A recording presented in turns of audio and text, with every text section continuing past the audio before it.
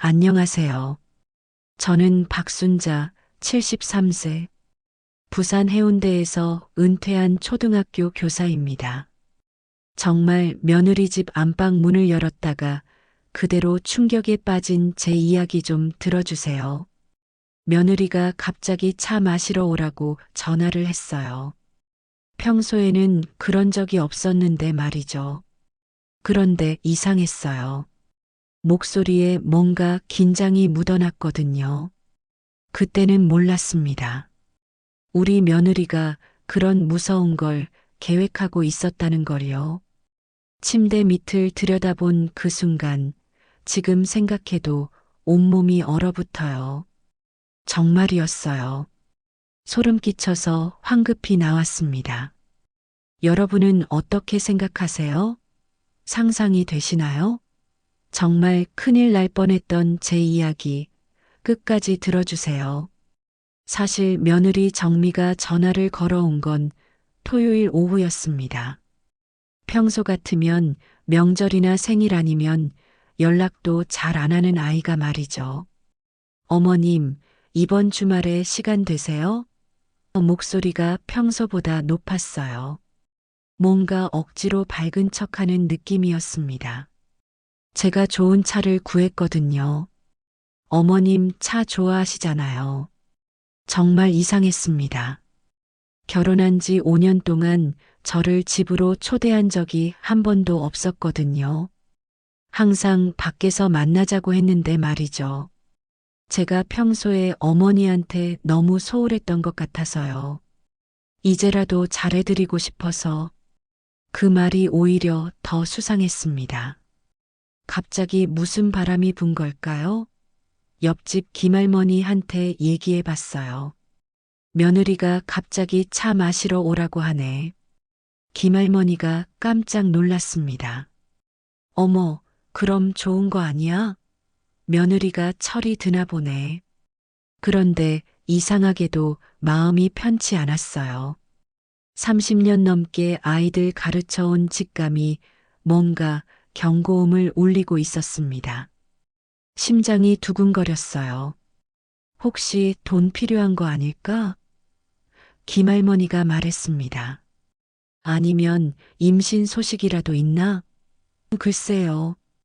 그런 것 같지도 않고 뭔가 다른 이유가 있을 것 같은 불안감은 사라지지 않았습니다. 그때는 정말 몰랐어요. 제가 그런 끔찍한 걸 발견하게 될 줄은. 걸렸어요. 버스에서 내려 12단지를 찾아가는 동안에도 계속 이상한 기분이 들었습니다. 왜 굳이 집으로 부른 걸까요? 503호 앞에 서서 초인종을 눌렀습니다. 띵동. 안에서 급한 발소리가 들려왔어요.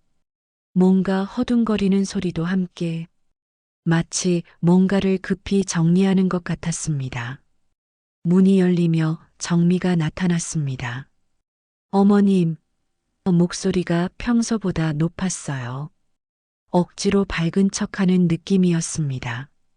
그런데 이상하게도 문을 완전히 열지 않고 몸으로 가리듯 서 있었어요. 혼자 오셨어요? 첫 마디가 그거였습니다. 이상한 질문이었죠. 누구와 같이 올 것으로 생각했던 걸까요? 그럼 뭐, 누구랑 오랴? 죽은 시아버지라도 데려오라고? 제가 농담처럼 말했습니다. 아, 아니에요. 그냥 정미가 당황하며 문을 활짝 열었습니다. 들어오세요. 거실로 들어섰을 때 첫 번째 이상한 점을 발견했어요.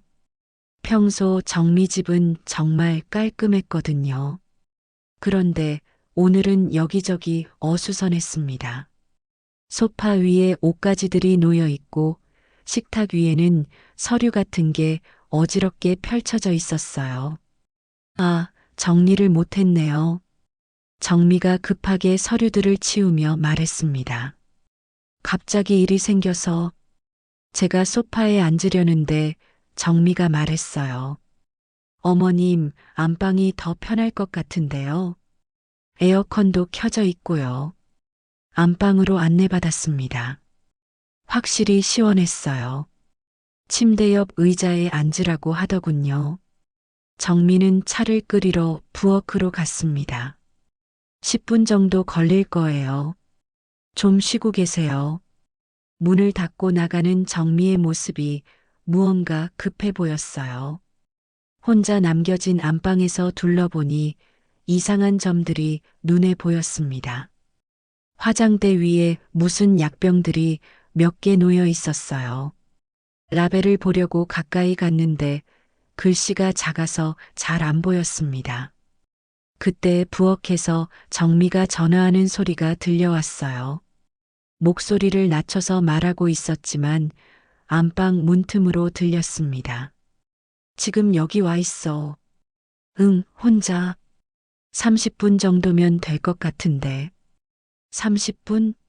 뭐가 30분이지? 저는 귀를 기울였습니다. 준비는 다 됐어? 확실해?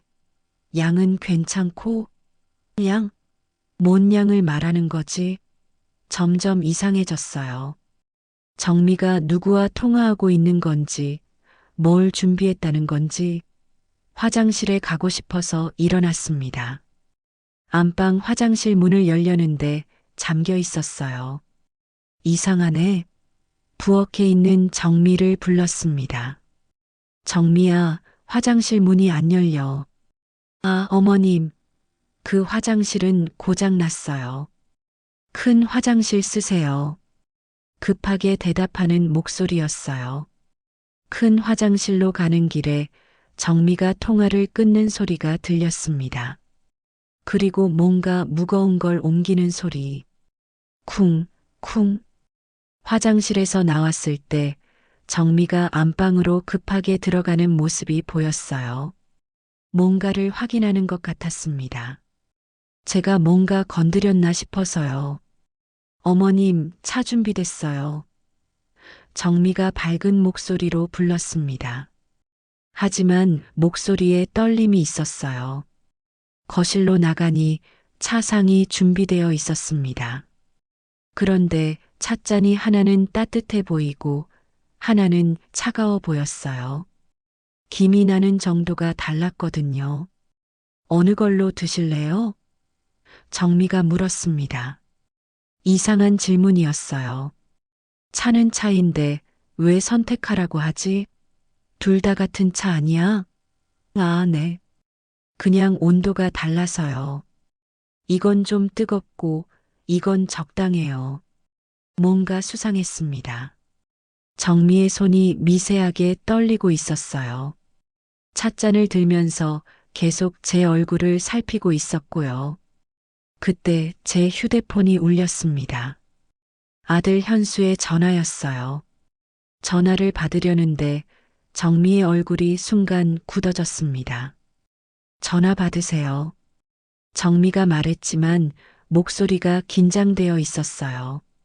여보세요? 엄마, 지금 어디세요? 현수의 목소리가 평소와 달랐습니다. 급하고 걱정스러운 목소리였어요. 며느리 집에서 차 마시고 있다. 전화기 너머로 현수가 크게 숨쉬는 소리가 들렸습니다. 엄마, 지금 당장 거기서 나오세요. 왜? 무슨 일이야? 아무것도 드시지 마세요. 절대로. 지금 당장 나오세요. 그 순간 정미의 얼굴이 새하얗게 변했습니다. 찻잔을 든 손이 덜덜 떨렸어요. 뭔가 들킨 것 같은 표정이었습니다. 현수야, 도대체 무슨 일이야? 엄마, 정미가 보험 수익자를 바꿨어요. 엄마 몰래. 전부 자기 이름으로. 그 말을 듣는 순간 모든 퍼즐이 맞춰졌습니다. 갑작스러운 초대, 이상한 행동들, 선택하라던 찻잔, 그리고 30분이면 된다던 전화 통화. 찻잔을 내려놓았습니다. 정미를 똑바로 봤어요. 그녀의 눈에서 공포가 번뜩였습니다. 뭐라고? 제가 다시 물었습니다. 정미의 얼굴이 점점 하얗게 변해가고 있었어요. 엄마, 듣기만 해요. 어젯밤에 보험 서류 정리하다가 우연히 발견했어요. 엄마 생명보험, 건강보험, 연금보험, 수익자가 전부 정미 이름으로 바뀌어 있었어요. 심장이 쿵 내려앉았습니다. 언제부터? 석 달 전부터 하나씩 바꿨더라고요. 엄마 도장도 엄마가 직접 찍으신 게 아니잖아요. 이건 위조예요. 온몸이 얼어붙었어요. 그래서 모두 얼마 되는 거니? 제가 떨리는 목소리로 물었습니다. 2억 3천만 원이에요, 엄마. 정미가 엄마를 해치려고 해요. 저는 잠깐 말문이 막혔어요. 2억 3천만 원. 제가 평생 모은 돈보다 큰 금액이었습니다. 그래서 저를 죽이려고, 엄마, 지금 당장 거기서 나오세요. 제가 경찰이랑 같이 가고 있어요. 10분이면 도착해요. 전화를 끊었습니다. 정미가 소파 모서리를 꽉 잡고 있었어요. 손가락이 하얗게 질릴 정도로 힘을 주고 있었습니다. 저는 천천히 찻잔을 내려놓았습니다. 정미를 똑바로 봤어요. 정미야, 네, 어머님. 목소리가 떨렸습니다. 보험 수익자를 언제 바꿨니? 그 순간 정적이 흘렀습니다. 정미의 눈동자가 좌우로 흔들렸어요. 거짓말을 할지 실토를 할지 고민하는 눈빛이었습니다. 무슨 말씀이세요? 결국 거짓말을 택했네요. 내 보험 수익자를 내 이름으로 바꾼 거 말이야. 저는 그런 거 몰라요. 목소리가 점점 높아졌습니다. 어머님이 무슨 말씀을 하시는 건지. 그럼 이 차는 뭐니? 제가 찻잔을 가리켰습니다. 왜 하나는 뜨겁고 하나는 미지근하지? 왜 나보고 선택하라고 했어? 정미가 입술을 깨물었습니다. 그냥 온도 차이예요. 30분이면 된다고 전화해서 말한 건 뭐야? 언제 그런 말을?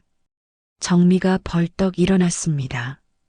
저는 그런 말 안 했어요. 다 들었어, 정미야. 양은 괜찮냐고도 물어봤지. 그 순간 정미의 얼굴이 완전히 무너졌습니다. 들킨 거죠. 더 이상 거짓말할 수 없다는 걸 깨달은 표정이었어요.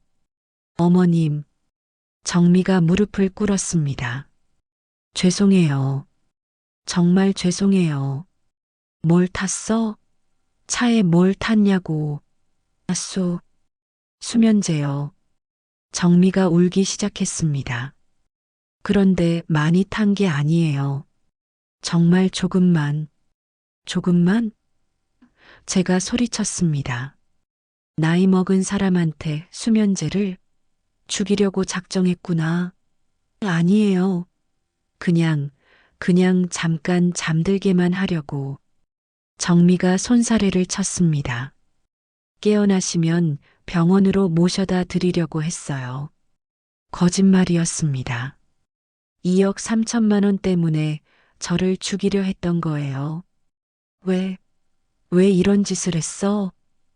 제가 물었습니다. 정미가 고개를 숙였습니다. 빚이 너무 많아요. 사업이 망해서. 얼마나? 1억 8천만 원이요. 정미의 목소리가 점점 작아졌습니다. 이자까지 합치면 2억이 넘어요. 매달 이자만 500만 원씩. 너무 힘들었어요.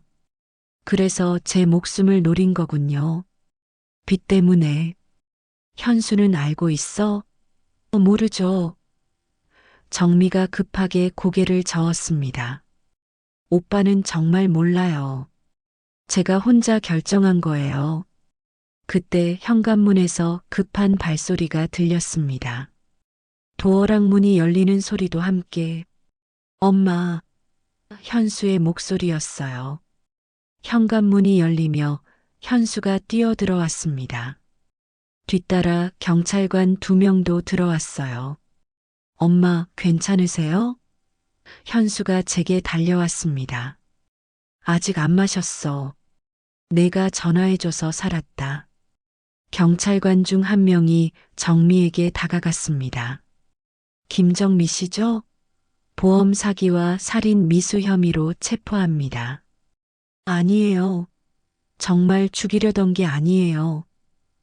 정미가 울부짖었습니다. 그냥 잠깐만 잠들게 하려고 한 겁니다. 수면제가 얼마나 들어있는지 확인해 봐야겠네요.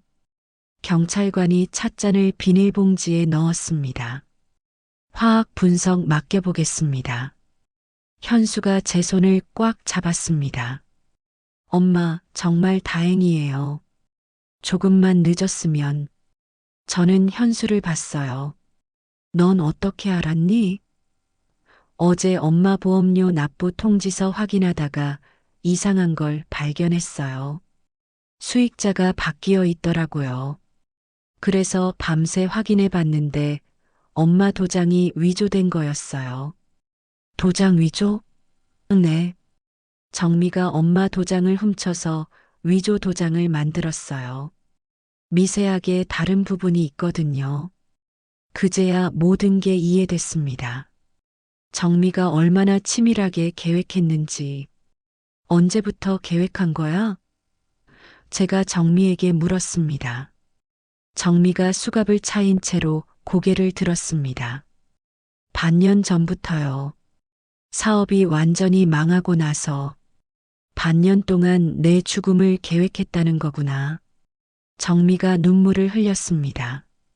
정말 죄송해요, 어머님. 저도 어쩔 수 없었어요. 빚쟁이들이 매일 찾아와서 어쩔 수 없다고. 제가 벌떡 일어났습니다. 사람 죽이는 게 어쩔 수 없는 일이야. 다리에 힘이 빠져서 휘청거렸어요. 현수가 급히 저를 부축했습니다. 엄마, 진정하세요. 이제 끝났어요. 경찰관이 정미를 밖으로 데리고 나갔습니다. 정미가 마지막까지 죄송하다, 어쩔 수 없었다고 중얼거렸어요. 거실에 저와 현수만 남았습니다. 갑자기 모든 힘이 빠졌어요. 소파에 주저앉았습니다. 현수야. 네, 엄마. 고마워. 내가 아니었으면 정말 큰일 날 뻔했어. 현수가 제 어깨를 감쌌습니다. 괜찮아요, 엄마. 이제 정말 끝났어요. 하지만 마음은 쉽게 진정되지 않았어요. 며느리라고 믿었던 사람이 반년 동안 제 죽음을 계획했다니. 세상에 이런 일이 있을 수 있나요? 현수야, 앞으로 어떻게 하지? 너희 둘 사이는 어떻게 되는 거야? 현수가 한참 생각하더니 말했습니다. 이혼할 거예요, 엄마. 이런 사람과는 더 이상 살 수 없어요. 그럴 수밖에 없겠죠.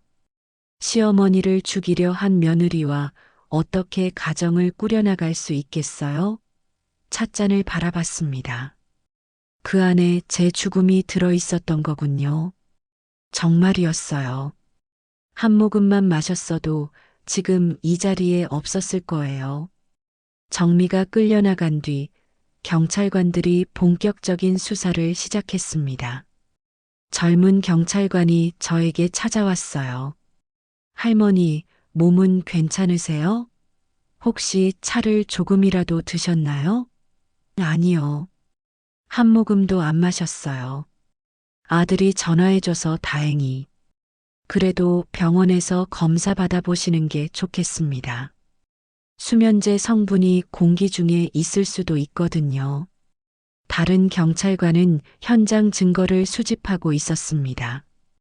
찻잔 2개를 각각 다른 비닐봉지에 넣었어요.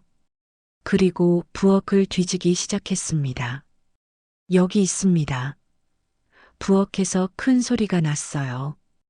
경찰관이 냉장고 뒤에서 작은 약병을 발견했더군요. 라벨에는 졸피뎀이라고 써 있었습니다. 강력한 수면제네요. 이 정도 양이면 경찰관이 고개를 저었습니다. 할머니 연세를 고려하면 정말 위험한 양입니다. 현수가 제 손을 더 꽉 잡았어요. 엄마, 정말 다행이에요. 형사 한 분이 노트북을 들고 와서 보여줬습니다. 할머니, 이거 보세요. 보험 가입 내역입니다. 화면에는 제 명의로 된 여러 보험이 나열되어 있었어요. 생명보험 1억 5천만 원, 암보험 5천만 원, 상해보험 3천만 원 수익자가 언제 바뀌었는지 보세요. 형사가 마우스로 가리켰습니다. 3월, 4월, 5월. 한 달에 하나씩 차례로 바꿨네요. 정말 치밀했습니다. 한 번에 바꾸면 들킬 수 있으니까 시간차를 둔 거죠. 도장 감정도 의뢰했습니다. 위조 도장으로 나올 가능성이 높습니다. 그때 안방에서 수색하던 경찰관이 뭔가를 발견했습니다. 이거 보세요. 침대 매트리스 밑에서 수첩이 나왔어요. 정미가 직접 쓴 계획서였습니다. 7월 15일 어머님 차 초대, 8월 10일 실행 예정일. 형사가 읽어줬습니다. 정말 상세하게 계획했네요. 오늘이 8월 12일이었습니다. 이틀 늦었지만 거의 예정대로 실행한 거죠. 현수 출장 확인, 혼자 오시도록 유도, 30분 후 119 신고. 계획이 한 페이지에 가득 적혀 있었어요. 일일수 신고. 저를 죽이고 나서 구급차를 부를 예정이었다는 뜻인가요? 이런 식으로 하면 자연사로 보이거든요. 형사가 설명했습니다. 며느리가 발견하고 신고한 걸로 꾸미려던 것 같습니다. 소름이 끼쳤어요. 정말 완전 범죄를 꿈꾼 거군요. 할머니, 평소에 정미 씨와 사이는 어떠셨나요? 형사가 물었습니다. 나쁘지 않았어요. 그렇다고 특별히 좋지도 않았고, 그냥 보통 며느리였죠. 혹시 돈 문제로 부탁받은 적 있나요? 아니요. 한 번도 없었어요. 오히려 내가 용돈 준다고 해도 안 받겠다고 했는데, 그러고 보니 더 소름이 끼쳤어요. 겉으로는 돈에 연연하지 않는 척하면서 뒤에서는 이런 계획을 세우고 있었다니. 빚이 1억 8천만 원이라고 했는데 어떻게 그렇게 많이 생겼을까요? 현수가 물었습니다. 온라인 쇼핑몰 사업을 했다가 망했다고 하더군요. 그 과정에서 대출을 많이 받았나 봅니다. 사업 실패. 그래서 시어머니 목숨으로 돈을 만들려고 했던 거군요. 할머니, 이제 안전합니다. 형사가 말했습니다. 수사는 저희가 마저 할 테니까 병원부터 가보세요. 구급차가 아파트 앞에 대기하고 있었어요. 현수가 저를 부축해서 밖으로 나왔습니다. 엄마, 정말 무서웠어요. 현수가 말했습니다. 보험 수익자 바뀐 걸 발견했을 때 식겁했어요. 너도 고생했구나. 앞으로 어떻게 해야 할지 모르겠어요. 정미와는 이혼할 거지만 구급차에 오르면서 정미 집을 다시 봤습니다. 경찰차 세 대가 서 있고 경찰들이 증거를 수집하고 있었어요. 제가 차 한 잔 마시러 갔다가 거의 죽을 뻔한 곳이었습니다. 할머니, 혈압 좀 재보겠습니다. 응급구조사가 팔에 압박대를 감았어요. 180에 110이네요. 많이 높습니다. 충격을 받으셔서 그런 것 같아요. 당연히 높을 수밖에요. 며느리한테 죽을 뻔했는데 혈압이 정상일 리가 있겠나요? 병원에 도착해서 각종 검사를 받았습니다. 다행히 몸에는 이상이 없었어요. 정신적 충격만 컸을 뿐이죠. 응급실에서 링거를 맞으면서 생각해 봤습니다. 정말 아찔한 하루였어요. 아들이 아니었으면 지금쯤 이 세상에 없었을 거예요. 엄마, 이제 정말 끝났어요. 현수가 제 손을 잡으며 말했습니다. 끝났다고 하지만 마음의 상처는 쉽게 아물지 않을 것 같았어요. 믿었던 며느리의 배신, 그 충격은 너무 컸습니다. 하지만 그래도 살아있다는 게 감사했어요. 진짜 가족인 아들이 저를 구해줬다는 것도. 일주일 후 재판 결과가 나왔습니다. 정민은 살인미수와 문서위조 혐의로 징역 3년에 집행유예 5년을 받았어요. 초범이라는 이유로 실형은 면했지만 사실상 사회생활은 끝난 셈이죠. 형사분이 집으로 찾아와서 자세한 경위를 설명해 주셨어요. 정미 씨 빚이 정확히 2억 1천만 원이었습니다. 온라인 쇼핑몰 사업 실패로 은행 대출과 사채까지 손을 댔더군요. 2억 1천만 원. 정말 큰 돈이죠. 하지만 그렇다고 시어머니를 죽일 이유가 될까요? 그런데 할머니, 놀라운 사실이 하나 더 있습니다. 뭔가요? 형사님이 서류를 꺼내서 보여주셨어요. 할머니 재산 조회를 해봤는데 총 자산이 8억 원이 넘습니다. 순간 말문이 막혔어요. 8억이요? 네. 부동산 5억, 예금 2억, 주식 1억. 아이러니했습니다.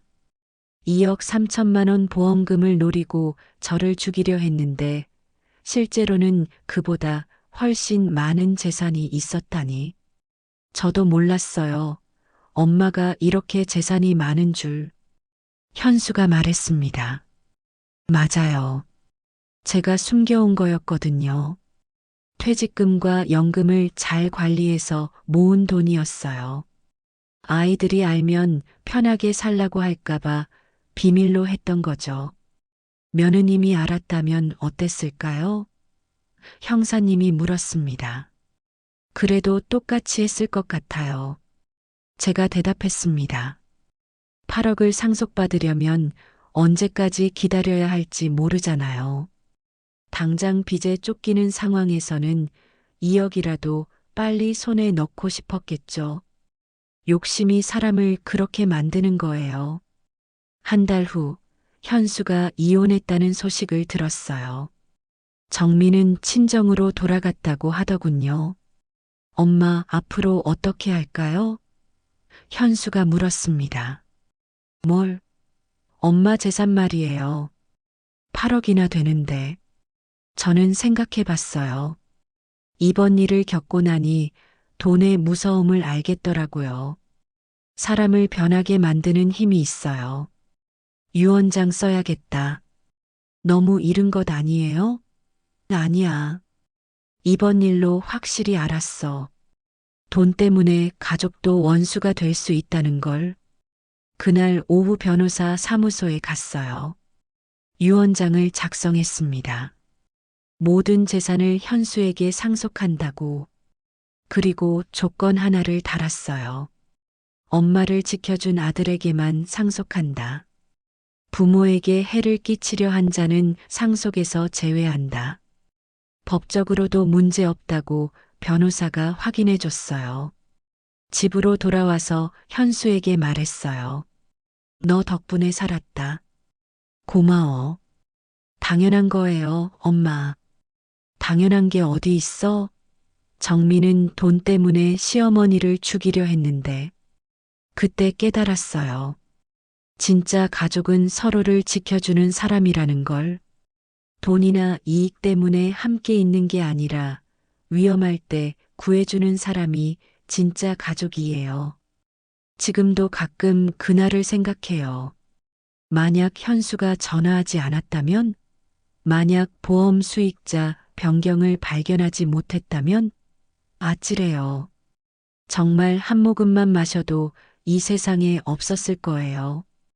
여러분, 오늘 제 이야기 어떠셨나요? 세상에는 정말 무서운 일들이 많아요. 가장 가까운 사람도 때로는 가장 위험한 적이 될 수 있다는 걸 배웠어요. 하지만 진짜 가족의 소중함도 알게 됐습니다. 위기의 순간 저를 구해준 아들처럼 서로를 지켜주는 것이 진정한 가족이에요. 여러분도 주변을 한번 돌아보세요. 정말 믿을 수 있는 사람이 누구인지, 그리고 그런 사람들을 소중히 여기세요. 돈은 다시 벌 수 있지만 진짜 가족은 잃으면 되돌릴 수 없거든요.